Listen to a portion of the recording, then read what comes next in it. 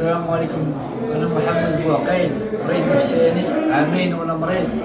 كنتعالج دابا مخلطتش طبيب في اسفي، مخلطتش براسه، بقى ملقيتش الدواء ديالي.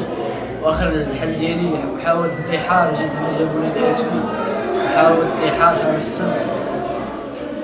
المهم انا مبقيتش عاقل على داك الشيء، درت الدار هما اللي عاقلين عليه. المهم واحد راسي لقيت راسي هنا في السبيطار، دوزت دابا تقريبا في الجمعة دابا تقريبا شي 8 أيام ولا شناهي. جا واحد سيكيريتي بالليل، انا خرجت برا بحال هكا، خرج مشى للطواليت بحال هكا، جا قال لي علاش تخرج؟ انا حليت الباب بوحدي، حليت الباب بوحدي، حيتاش مبغيش يحل عليا، درت يدي في الصابون حليت الباب بوحدي بالعراد وخرجت بحال هكا. وقال لي علاش خرجتي؟